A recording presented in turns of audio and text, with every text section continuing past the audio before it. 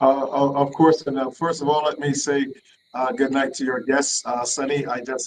Um, a pleasure to meet you here tonight, and I just watched your video, and that's amazing. I remember 2005 when there was a similar video that came out after the worldwide recession started in 2004 that kind of explained why we got to where we were when those elite companies were betting on hedge funds and derivatives and doing some very dangerous things with the economies of the world. And so it's great to have you here tonight, and I really enjoyed the portion of the video that I saw. Thanks very much. Yeah. You're welcome. Let me just go ahead to answer your question. It's all a game, Madam Reese. It's all a game. And it's all a game that is based on, from my studies, it's all a game based on psychologically profiling those individuals who are on the lower echelon of the economic scale. Okay, so you're programming how people are going to behave, and unfortunately, a lot of individuals don't understand that COVID was also done to see how nations and how citizens within nations would behave during a pandemic. And there was a lot of information that was derived from the activity, from uh, governments bringing the lockdowns and putting the restrictions on individuals, how you would respond to having to shop on the day of the letter of your last name, what people would normally buy in a pandemic, how they would behave, how they would respond to each other, to all of that information, what they would do online, what they would watch online, what they would buy online. All of this was just huge information gathering. And so now we are in 2025, and a lot of that information is now being utilized um, by the IMF, by the World Bank, by WHO, by the World Economic Forum, and by governmental leaders who actually signed on to their platforms and signed on to their agendas. And this is what you're seeing. And so many times what you're seeing in terms of the crime and violence that's happening, people may say, okay, yeah, conspiracy theory. You really think that folk are just um, buying guns? But here's the question that you want to ask, why is it that so many guns are flowing into Barbados, and as they flow into Barbados, they're flowing into a certain cross section of our population, namely our young men, our young black men. And so you're seeing that because that makes up the higher percentage of the population of Barbados. Barbados is still about what 90, 91, 92% predominantly black. So very high. So when you have that situation and you say, okay, well, we're going to try to defray, and we're going to try to cut down on crime. But the question is, why are you not making the tough laws that will help to stop crime? Evidently, it's increasing. You're hearing about a 41% increase in crime. But why is it that the government is not making the tough laws? They're not making the tough decisions. They're not doing the necessary things to stop the increase of crime rather than just talk. So you realize right away that there must be something else behind what is going on.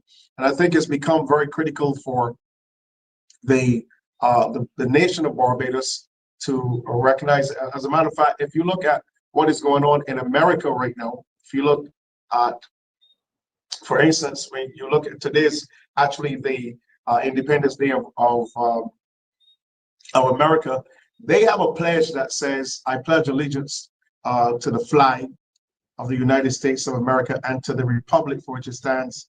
I think it goes on to say, "One nation under God, indivisible, with liberty and justice for all." Now you have a presidency that has totally torn that up, torn that out the door, and you're left for people of the world who went to America looking for a better life.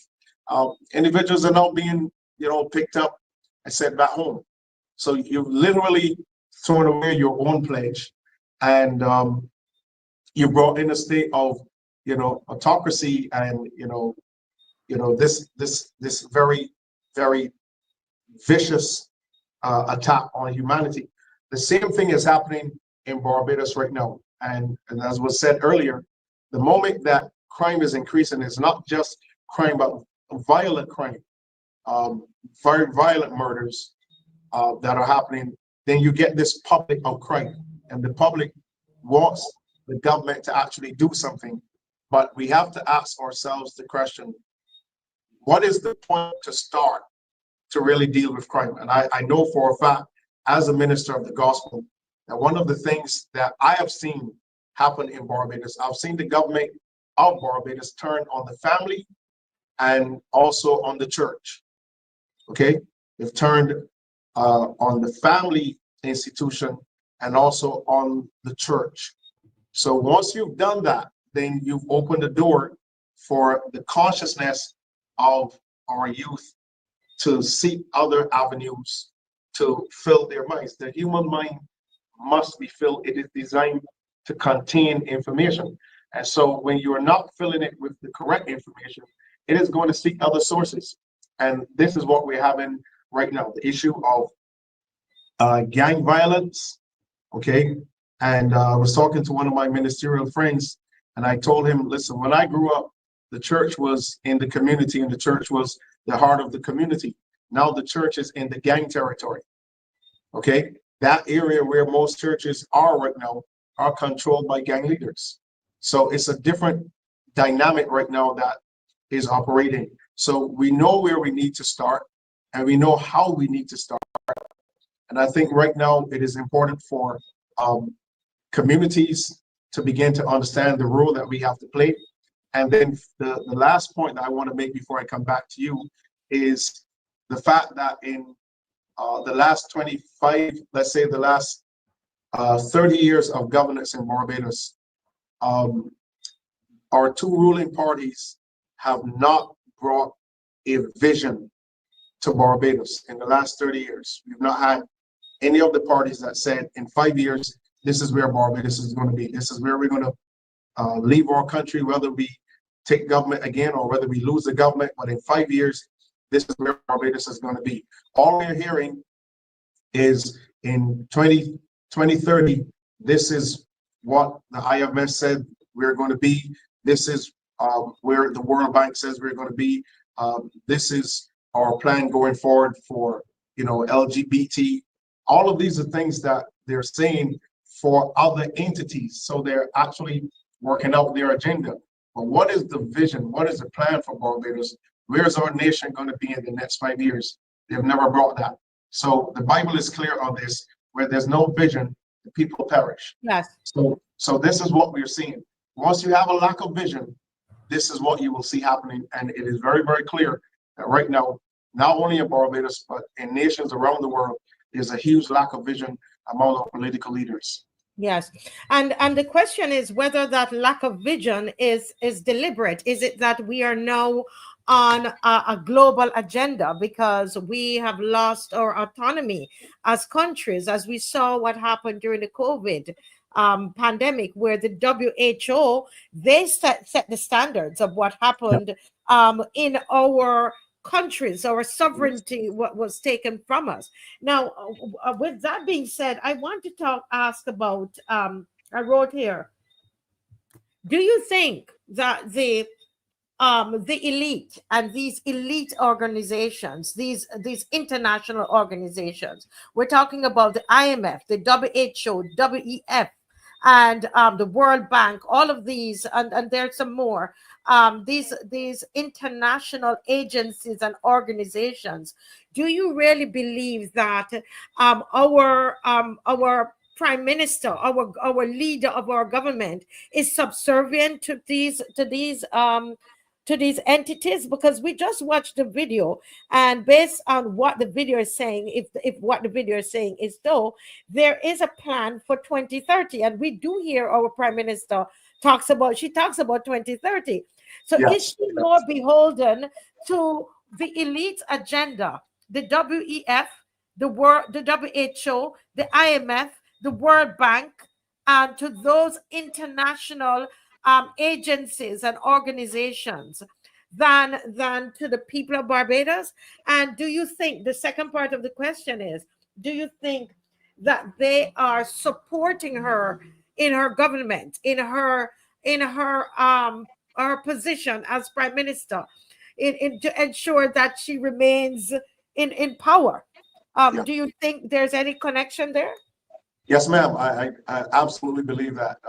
Let me say this. I think what has happened over the years, and especially during COVID, is that the elite of the world, I think they've gotten to the place where they realize that there's really no place on the earth for um, what they would term subservient people. I think they've come to realize that the world will be a better place when everybody is rich, everybody is like us, and we don't have to deal with individuals who are struggling to find out what they're going to eat on a daily basis. I think um, all of the agendas around the world, I've seen cases where vaccines were introduced into Africa that has been very, very deadly. I've seen what has happened with the COVID vaccine, and it's still happening with the COVID vaccine. I've seen that during the time of COVID, billions of dollars were loaned to nations that really didn't need that amount of financial input. I've seen cases and I've heard where even in elections that monies are given to political parties just to make sure that they do everything that's in their power to maintain the leadership of nations, and that's known. That's not even hidden now. The fact that there is an agenda to make sure that certain people control certain territories so that they can get to do what they need to do. Now, if you look at Barbados, for instance, right now Barbados is in a major building boom. Okay, and what are we building? We're building high-end hotels. Okay. Why are we building high-end hotels and not building industry? Okay, because what we're saying is that we are preparing for the elites. We are preparing for those individuals who are on the upper echelons of life and the financial scale. But what is happening is that you're pushing your people out while you're preparing for these individuals to come and enjoy your country. At the same time, while you're preparing for these individuals to come, your infrastructure is falling apart. Your educational system is falling apart. Your economy is falling apart. Your roads are horrible. I mean, it's like unemployment is up. So you have a case where when you look at what is happening, you have to ask yourself a very serious question. Why are we building all of these mega hotels?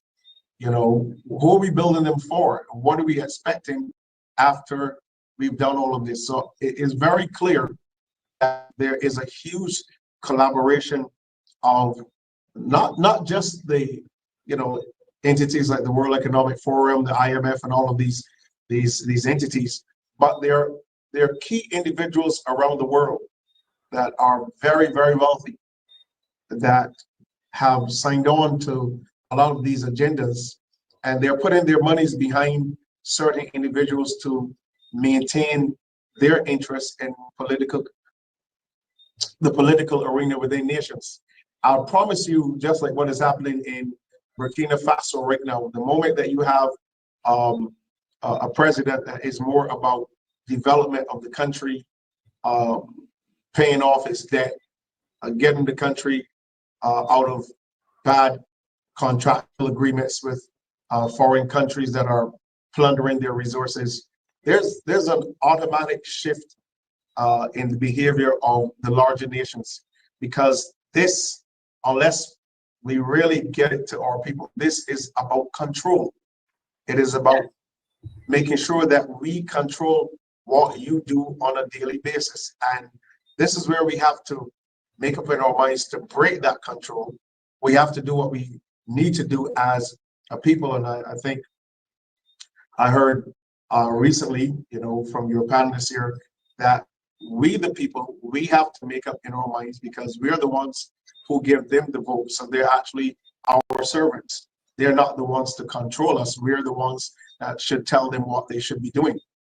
And when they're not doing what's necessary to make sure that things are right where we're concerned, then we have to literally send a message to them that we can no longer accept them as our servants, and we want them to go. And that's the power that the people have, because in a republic, the power is given to the people, okay? And then to those that the people elect. But the reality is that the system of control that we're seeing very heavily in Barbados right now, it is very key to show us that there is a system in place to make sure that certain individuals continue to rule here in Barbados. And I'll tell you for a fact, I live here in St. Peter, and I know that I can tell you, going as far back as 2019, the end of 2019, I can tell you pretty much every time that Bill Gates' yacht was here. And his yacht was here each time, within a week or two, there was a major decision made by the government each time that after his yacht left here.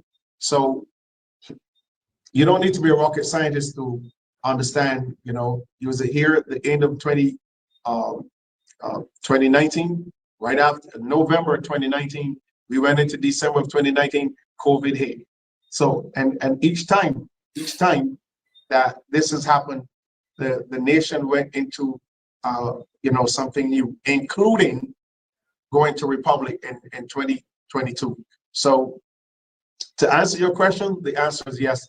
There is a huge global agenda, and it affects every leader of every nation, because those who want to control the system, they need all of the leaders of nations to sign on to what they're doing. Interesting. Apostle, you want to? I can see you want to jump right in there. Well, Mr. Corbin and I, we've collaborated on several occasions to bring this information to the public, and I'm very happy that tonight he's making abundantly clear what, in my mind, has been happening. Because, as I said, this wave of crime is happening among a certain section of our community, and it is very, very critical. But I want to share something that in addition to this, I want to talk about and Mr. Corbin talked about the fact that not we did, but they did, in terms of closing out the Constitution. And this is very, very important for us to understand. We mentioned that in 2018, we had the situation with the flag in Ghana, and that was pretty much hushed. But a lot of individuals did not recognize the fact that our national pledge was broken by the Prime Minister and those who accompanied her to Ghana. They should have been picked up the moment they arrived here in Barbados. Okay? The Ministry of Foreign Affairs should have picked up the Prime Minister, Mr. Walker, all of those individuals, all of them on arrival here in Barbados, they should have been picked up. For acts of treason. Yeah, the pledge says that I pledge allegiance to my country, Barbados, and to my flag. So it's different to America. America says I pledge allegiance to the flag. Okay? We say I pledge allegiance to my country, Barbados, and to my flag. That's a whole different ballgame. Okay? So if you watch that video from Ghana, they broke the pledge, which means all of them that went there says, I have no allegiance to Barbados. I have no allegiance to my flag. Because if they did, they would have never allowed what happened there in Ghana to transpire. Now, the second part that I want to add to this is the pledge of the Prime Minister. And Barbadians need to be very, very aware of what's going on around them. Very aware. Here's the oath of office for the Prime Minister of Barbados. And listen to this oath carefully. I, you give your name, being appointed Prime Minister, do swear that I will, to the best of my judgment, at all times when so required, freely give my counsel and advice to the President or to any other person for the time being, lawfully performing the function of that office for the good management of the public. Now notice here, there is absolutely no oath here that says I am pretty much accountable to the people. So based on the oath of office, our Prime Minister is not accountable to the people who voted for her. Okay? The oath of office says, my job is to freely give my counsel and advice to the President. That's it. That is unconstitutional in itself. That is unconstitutional. There you go. You Simply go because back and listen to the oath of office of the President of the United States of America, where he has to swear to uphold the Constitution of America. Our Prime Minister does not swear to uphold the Constitution of Barbados. That is a big, big, big issue. And when we see these behaviors, this is pretty much just playing to the crowd. Thank you very much. It's just playing to the crowd. And again, all of these things that are happening goes back to the kind of governance that we have here in Barbados. You had back when certain individuals were Minister of Education. They literally told the children, if you are touched by a teacher, call the police. Okay, how do you train children to have scant disrespect for the law and operating within the very school system that you are in charge of? You're the minister in charge of it, but you give rights to your children. You had cases where teachers were saying, children are telling me you can't hit me. You know, the law says you can't hit me. And you have all this type of behavior.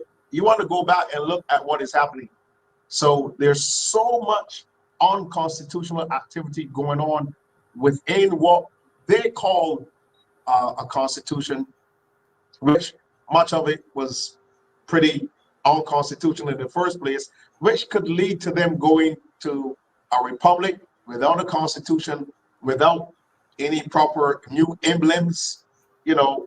And you look at the reality of individuals, some of the brightest persons that we have here in Barbados are actually going around in town hall meetings as panelists to be a part of, I really don't know what to call it, but who goes and make your country a republic and then you turn and now you want to draft your constitution while you're a republic?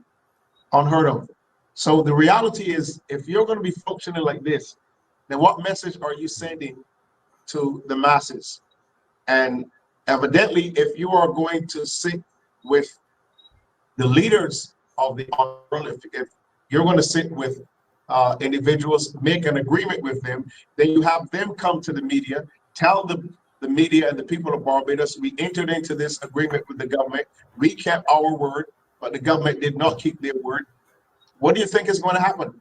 And I think Mr. Corbin just made a very interesting point in terms of the reality of where the crime wave is actually happening. And I think if we start to look at these elements that needs to be corrected going forward to make sure that our ministers of government are accountable to the people, okay? And we have laws in place that can bring them to justice when they have been found to be operating beneath the standard that's required for ministers of government to be operating, unless we deal with the reality of where the real crime in Barbados is, it really exists. These lower levels of crime will not stop. So I really want to thank Mr. Corbin for his factual presentation here tonight, and I'm certain that those who are listening have a better understanding of what's going on in Barbados right now. Mr. Apostle Scantlebury? Well, I've been listening to all of this, and some things started to come back to my mind, and this, a lot of things are pretty much played out in a lot of the movies with James Bond, and a lot of intelligence. And I've watched that series pretty often, and I've watched it not for the sake of liking the character, but the fact that I realize that a lot of what is going on in the world is pretty much told to you in the James Bond series. But I remember a number of years ago, I watched a movie starring Tom Cruise. It's called The Minority Report, and in that movie, the police were using I think what they call psychic technology to detect and then arrest and convict individuals who did crimes.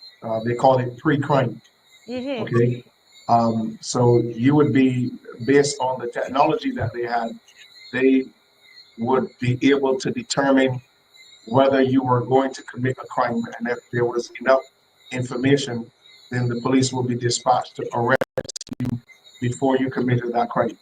And there was a situation where one of the heads of the organization had actually committed a crime, but he went into the system and he doctored the information that he could not be detected as a murderer. And I think many times when individuals are playing with people's privacy and they're playing these games of trying their best to act in such a way to into the daily lives and activity of individuals. I think we really need to do something about that now before it spirals into a monster. And this is why I think, you look at James Bond, you'll see Halle Berry, she said she was from the NSA.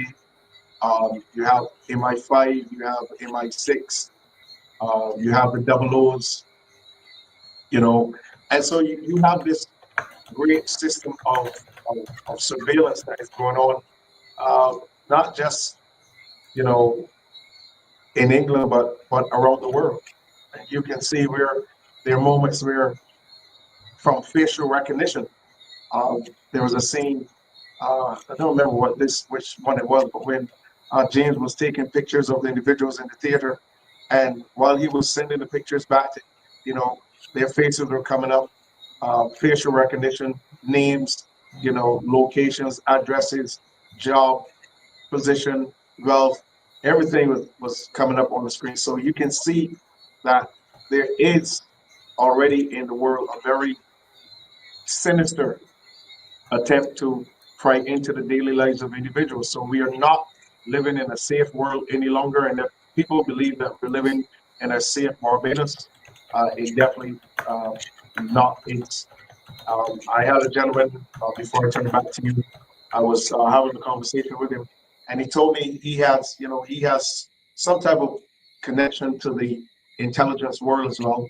And he said he had some friends that were here in Barbados from a particular um, organization in America. I'm not going to call the name. And he said he was up with them, and he said, "Listen, I want you to come. I want you to see what's going on." And they were outside of a particular area, outside of a particular business in Barbados, and they had apparatus where they would just point this particular piece of instrument to the building, and you heard every conversation that went on in that meeting. He told me they heard every conversation, everything that went on in that meeting, as though they were there. So the technology is there to spy on individuals, and we have to come to a realization that right now we have to do something, because we're not safe at the moment. And people are going to play the game of making you believe that, oh, we're now going to be implementing these things, we're now going to be implementing this technology, we're now going to be seeking legislation to do wiretapping.